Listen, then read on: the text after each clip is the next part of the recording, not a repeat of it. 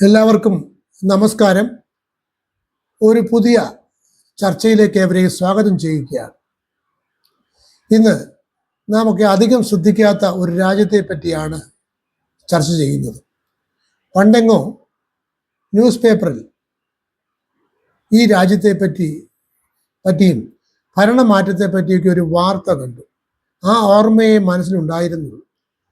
ചില ആഫ്രിക്കൻ രാജ്യങ്ങളെ പോലെയോ കരീബിയൻ രാജ്യമായ ഹേറ്റ് സ്ഥിരതയും വിപ്ലവങ്ങളും ഒക്കെ ഉള്ളിടം എന്ന് ചിന്തിച്ചിരുന്നു. ഈ അടുത്ത കാലത്താണ് അതിനെപ്പറ്റി കൂടുതൽ മനസ്സിലാക്കാൻ ഇടയായത്. അതിൻ്റെ പേരും ഒരു ആകർഷണമായിരുന്നു. ആ രാജ്യത്തിൻ്റെ പേര് തിമോർ ലെസ്തെ അഥവാ ഈസ്റ്റ് തിമോർ. തെക്ക് കിഴക്കൻ ഏഷ്യയിലെ ഒരു ചെറിയ ദ്വീപ് രാഷ്ട്രമാണ്. തിമോർ ദ്വീപിൻ്റെ കിഴക്കൻ ഭാഗത്താണ് ഇത് സ്ഥിതി ചെയ്യുന്നത്. പടിഞ്ഞാറ് ഇന്തോനേഷ്യയും തെക്കായി ഓസ്ട്രേലിയയുമാണ് തലസ്ഥാനം. ഡിലിയാണ്. 2-3 കാര്യങ്ങൾ കൊണ്ടാണ് ശ്രദ്ധയിലേക്ക് വന്നത്. തിമോർ ലെസ്തെ എന്നത് കിഴക്ക് എന്നർത്ഥം. മലായി ഇന്തോനേഷ്യൻ ഭാഷകളിലെ ഈസ്റ്റ് എന്ന തിമൂർ എന്ന വാക്കിൽ നിന്നാണ് തിമോർ വന്നത്. പോർച്ചുഗീസ് ഭാഷയിലെ ലെസ്തെ എന്നാലും കിഴക്ക് എന്നർത്ഥം. അങ്ങനെയാണ് ഈസ്റ്റ് എന്ന പേരായി. ഇങ്ങനെ ആവർത്തിക്കുന്ന പേരുകളുള്ള രാജ്യങ്ങൾ അധികമില്ല. അതിലൊന്നാണ് തിമോർ ലെസ്തെ. മറ്റൊന്ന്, ഇവിടുത്തെ ബ്രസീലിലും പോർട്ടുഗലിലും സമാനമായ ഒരു വലിയ യേശുക്രിസ്തുവിൻ്റെ പ്രതിമ, അതുപോലെ പവിഴപ്പുറ്റുകളും കടൽ തീരങ്ങളും മനോഹരമായ തീരദേശ കാഴ്ചകളുമുള്ള സാധുക്കളായ ജനങ്ങളുള്ള ഒരു ചെറിയ ദ്വീപ്. ഇതൊക്കെയാണ് ഈ ദ്വീപ് ശ്രദ്ധയിലേക്ക് എത്തിയത്, അതിനുള്ള കാരണമായി തീർന്നത്. തിമോർ ലെസ്തെ രാജ്യത്തിലെ ക്രിസ്റ്റോ റീ ഓഫ് ഡിലി ഏറ്റവും പ്രശസ്തമായ സ്മാരകങ്ങളിലൊന്നാണ്. ഡിലി നഗരത്തിന് സമീപമുള്ള ഫാതു കാമ മലമുകളിലാണ് യേശുക്രിസ്തുവിൻ്റെ ഭീമൻ പ്രതിമ സ്ഥിതി ചെയ്യുന്നത്. ഇതിൻ്റെ ഉയരം 27 മീറ്ററാണ്. രാജ്യത്തിൻ്റെ പ്രധാന വിനോദസഞ്ചാര കേന്ദ്രങ്ങളിലൊന്നായ ഇത് 1996 ഉദ്ഘാടനം ചെയ്യപ്പെട്ടു. പ്രതിമ ഗോളാകൃതിയിലുള്ള ഒരു അടിത്തറയുടെ മുകളിലാണ് സ്ഥാപിച്ചിരിക്കുന്നത്. 27ന്റെ പ്രാധാന്യം അന്നത്തെ തിമോർ ലെസ്തെ ഇന്തോനേഷ്യയുടെ 27ാമത്തെ പ്രവിശ്യയായിരുന്നതായി മനസ്സിലാക്കുന്നു. പ്രതിമയുടെ അടുത്തെത്താൻ കടൽ തീരത്ത് നിന്ന് 500-670 പടികൾ കയറേണ്ടതുണ്ട്. ഈ പാതയിലൂടെ കയറുമ്പോൾ കാത്തലിക് വിശ്വാസത്തിലെ സ്റ്റേഷൻസ് ഓഫ് ദ ക്രോസ് എന്ന് പ്രതിനിധീകരിക്കുന്ന 14 പ്രാർത്ഥനാ കേന്ദ്രങ്ങളും കാണാം. മലമുകളിൽ നിന്ന് ഡിലി നഗരവും കടൽ തീരവും ചുറ്റുമുള്ള മനോഹരമായ പ്രകൃതി ദൃശ്യങ്ങളും എന്നിവ നമുക്ക് ആസ്വദിക്കാൻ സാധിക്കും.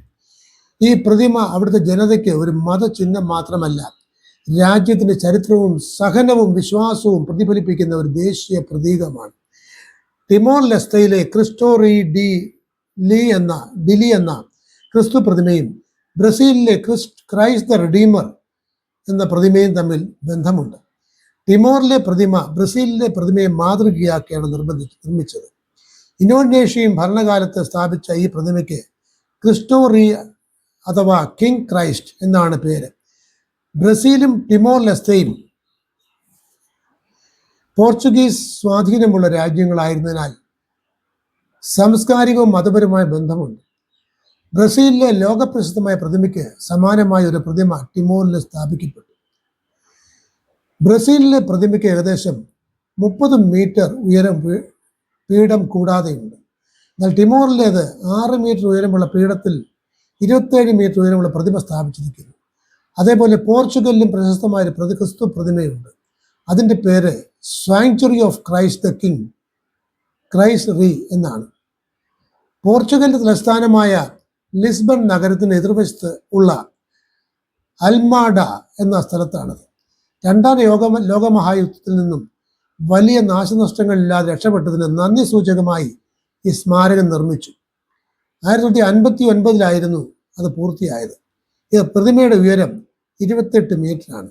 എന്നാൽ 82 മീറ്റർ ഉയരമുള്ള പീഠത്തിന്മേലാണ് അത് നിർമ്മിച്ചിരിക്കുന്നത്. ആകെ ഉയരം 110 മീറ്റർ ആകുന്നു.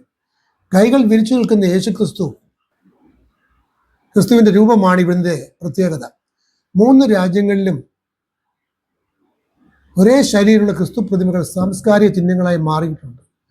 പോർച്ചുഗലിൽ ലിപ്സൺ നഗരത്തിൻ്റെയും ടാഗസ് നദിയുടെയും അഭിമുഖമായി നിൽക്കുന്ന ഈ പ്രതിമ ലോകത്തിലെ രണ്ടാമത്തേതാണ്. ടിമോർ ലെസ്തയിലെ പ്രതിമയും പോർച്ചുഗലിലെ പ്രതിമയും പരസ്പരം അഭിമുഖമായി സ്ഥാപിച്ചിരിക്കുന്നതെന്ന ഒരു ജനപ്രിയ വിശ്വാസമുണ്ട്. എന്നാൽ ഔദ്യോഗികമായി അങ്ങനെ തെളിയിക്കുന്ന ചരിത്ര രേഖകളൊന്നുമില്ല. ടിമോർ ഒരു കാലത്ത് പോർച്ചുഗലിന്റെ കോളനി ആയിരുന്നു. ഈ രാജ്യങ്ങളും പോർച്ചുഗീസ് ഭാഷയും കത്തോലിക്ക പാരമ്പര്യവും പങ്കിടുന്നു. ആയതിനാൽ രണ്ട് പ്രതിമകളും ചരിത്രപരവും ആത്മീയവുമായ ബന്ധത്തിന്റെ പ്രതീകങ്ങളായി കാണപ്പെടുന്നു.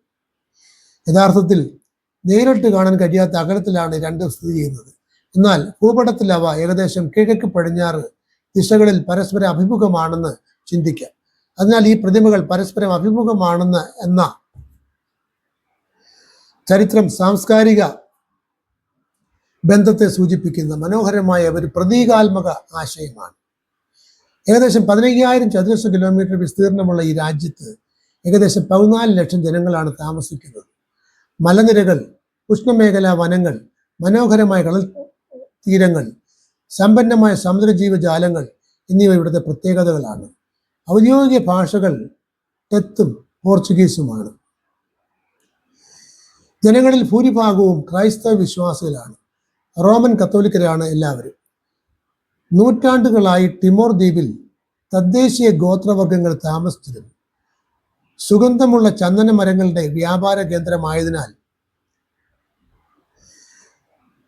വിദേശികളുടെ ശ്രദ്ധ ഇങ്ങോട്ടെത്തി. 16-ാം നൂറ്റാണ്ടിൽ പോർച്ചുഗീസുകാർ കിഴക്കൻ ടിമോറിൽ ആധിപത്യം സ്ഥാപിച്ചു. 400 വർഷത്തിലേറെ നീണ്ട ഭരണത്തിന്റെ സ്വാധീനം രാജ്യത്തിന്റെ ഭാഷയിലും സംസ്കാരത്തിലും മതത്തിലും കാണാം. രണ്ടാം ലോകമഹായുദ്ധകാലത്ത് യുദ്ധഭൂമിയായി മാറി. നാട്ടുകാർക്ക് യുദ്ധക്കെടുതികൾ അനുഭവിച്ചു, മരണപ്പെട്ടു. 1974 പോർച്ചുഗലിലെ രാഷ്ട്രീയ മാറ്റങ്ങൾ മൂലം കോളനികളെ സ്വതന്ത്രമാക്കാൻ തുടങ്ങി. 1975 നവംബർ 28-ന് ടിമോർ ലെസ്തയും സ്വാതന്ത്ര്യം ലഭിച്ചു. എന്നാൽ അധികം താമസിയാതെ ഇന്തോനേഷ്യയുടെ ഭാഗമാക്കപ്പെട്ടു. തുടർന്ന് 24 വർഷം അങ്ങനെ തുടർന്നു. ഈ കാലഘട്ടത്തിൽ സ്വാതന്ത്ര്യത്തിനായി ടിമോർ ശക്തമായ പോരാട്ടം നടത്തി. ആയിരക്കണക്കിന് ആളുകൾ മരണപ്പെട്ടു, കഷ്ടപ്പെട്ടു. 1999 യുഎന്നിന്റെ മേൽത്തോട്ടത്തിലുള്ള ജനഹിത പരിശോധനയിൽ സ്വാതന്ത്ര്യത്തിന് അനുകൂലമായി വോട്ട് ചെയ്തു. 2002 മെയ് 20-ന് പൂർണ്ണ സ്വാതന്ത്ര്യം നേടി. എണ്ണയും പ്രകൃതിവാദവും കൂടാതെ കൃഷി, മത്സ്യബന്ധനം, കാപ്പി കൃഷി എന്നിവയാണ് പ്രധാന വരുമാന മാർഗങ്ങൾ. ടിമോർ കാപ്പി വളരെ പ്രസിദ്ധമാണ്. സഞ്ചാരികളുടെ പ്രധാന ആകർഷണങ്ങളിലൊന്ന് ഭീമൻ പ്രതിമ തന്നെയാണ്.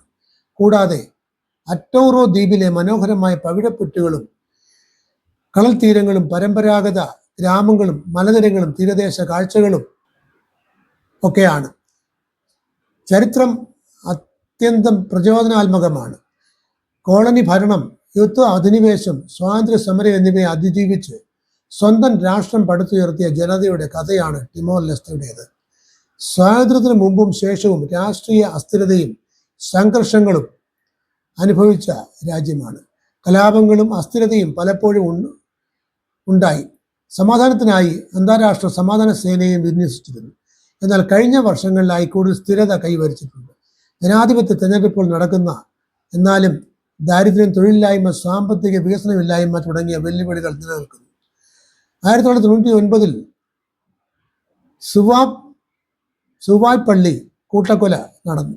ആ ചരിത്രത്തിലെ ദാരുണ സംഭവങ്ങളിൽ ഒന്നാണ്. 1999 ജനഹിത പരിശോധനയ്ക്ക് ശേഷം സ്വാതന്ത്ര്യ വിരുദ്ധ മിലീഷ്യ സംഘങ്ങൾ ഇന്തോനേഷ്യൻ സൈനിക ഘടകങ്ങളും അഥവാ അക്രമം അഴിച്ചുവിട്ടു. സാധാരണക്കാർ അവർ ലേഡി ഓഫ് ഫാത്തിമ ചർച്ചിൽ അഭയം തേടി. 1999 സെപ്റ്റംബർ 6-ന് ആയുധധാരികൾ അവിടെ ഇരച്ചു കയറി വെടിവെപ്പ് നടത്തി. 100-ലധികം പേരും 3 കത്തോലിക്ക വൈദികരും കൊല്ലപ്പെട്ടു. ലോകശ്രദ്ധ മനുഷ്യാവകാശ ലംഘനത്തിലേക്ക് തിരിച്ചു. അന്താരാഷ്ട്ര സമൂഹങ്ങളുടെ ഇടപെടലുണ്ടായി. ഒടുവിൽ 2002 രാജ്യം സ്വാതന്ത്ര്യം നേടി. 1999 ഏപ്രിലിൽ നടന്ന മറ്റൊരു ലിക്വ ചർച്ച് മസാക്കർ കൂട്ടക്കൊലയുമുണ്ട്. ഇതെല്ലാം സ്വാതന്ത്ര്യ സമരകാലത്തെ പ്രധാന ദുരന്തങ്ങളിൽ പെടുന്നതാണ്. ഇതൊക്കെ വേദനാജനകമായ അധ്യായങ്ങളായി ഓർക്കപ്പെടുന്നു. പ്രതിസന്ധികളെ അതിജീവിച്ച് സ്വന്തം രാഷ്ട്രം പടുത്തുയർത്തപ്പെട്ടു. അതാണ് ടിമോർ ലെസ്തെ. പ്രകൃതി സൗന്ദര്യവും സമ്പന്നമായ സംസ്കാരവും പോരാട്ട വീര്യവും ഒരുമിച്ച് ചേരുന്ന ഈ രാജ്യം ഇന്ന് ലോകത്തിന് പ്രതീക്ഷയുടെയും ധൈര്യത്തിൻ്റെയും പ്രതീകമായി നിലകൊള്ളുന്നു. മറ്റൊരു അത്ഭുത ചിന്തയുമായി എത്തുന്നവരെ നന്ദി, നമസ്കാരം.